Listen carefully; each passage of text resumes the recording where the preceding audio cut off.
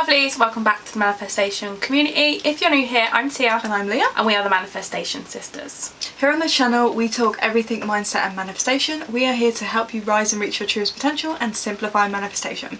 In this video we're going to be talking about the famous quote of Neville Goddard, "You cannot serve two masters," and we're going to be diving into what that actually means, so stay tuned. I'll be your light.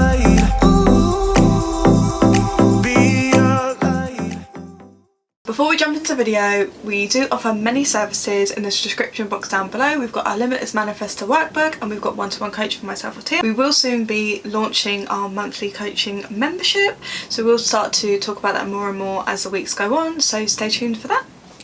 So what do we mean by you cannot serve two masters? And essentially what this means is you cannot be in the having and the not having of what you want at the same time. You cannot be flicking back and forth. You have to literally make a decision to identify with yourself and occupy the state more dominantly with having what you want.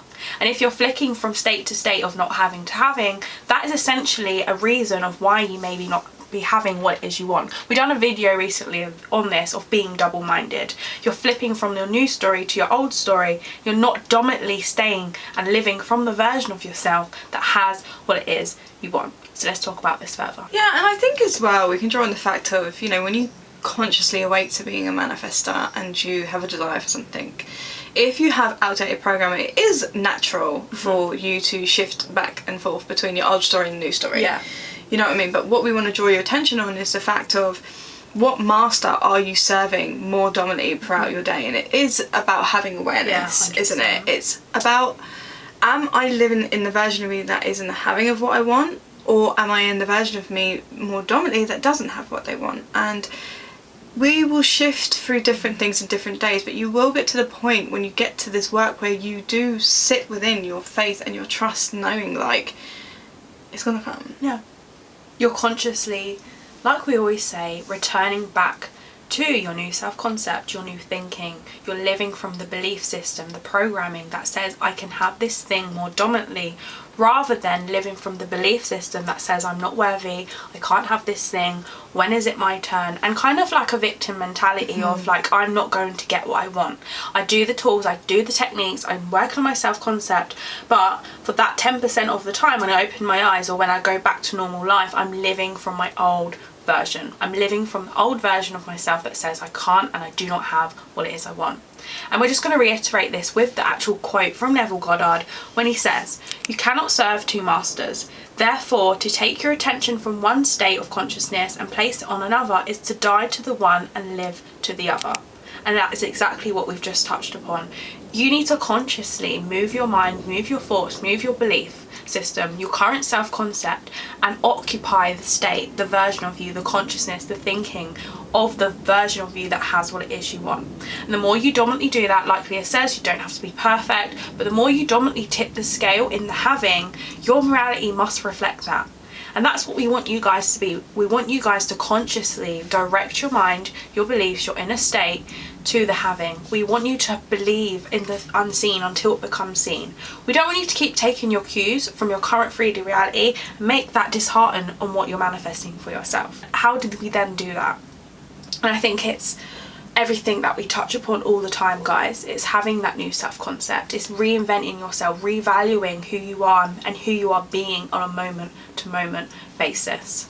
It's making a choice, isn't it? 100%. Like we have a choice every single day to decide who we want to be that day. So when you get up in the morning, you can say to yourself, what master do I choose to serve today? I choose to serve the master of being the operant power, of knowing I'm the creator of my reality, of knowing that I'm the one that gets to decide what I want, knowing that everything is unfolding in my favour. Whatever words you need to use or whatever mantras you have for yourself, it's you directing your mind and focusing and serving the master of you that knows they get what they want, serving the master of you that knows they are the operant power, serving the master of you that knows they are the god of their reality, or the goddess, whatever you want to call yourself, or the source, or you are your universe, whatever words resonate for you. It's you deciding, no, this is who I am today and this is what I'm going to create for myself. I don't care what I see in my 3D at the moment because I know it's just old creation.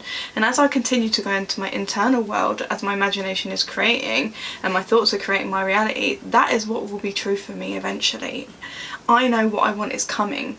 Do you know what I mean? It's done. It's already mine. And it's serving that master. I just got a feeling of like, it's done when you said that. I think of it in like a really simple way, and I've said this in other videos, like and we spoke about this recently. We just went away and we're always talking about these things of like, you have your current life and the life you're wanting to create for yourself. You want to be pouring into your thoughts, your beliefs, the self-concept of the life that you want for yourself. These are essentially your two masters. In the time, you're either occupying the state that doesn't or occupying the state that does, but you need to get rid of the one that doesn't and more persistently and dominantly occupy the version of you that does have what it is you want.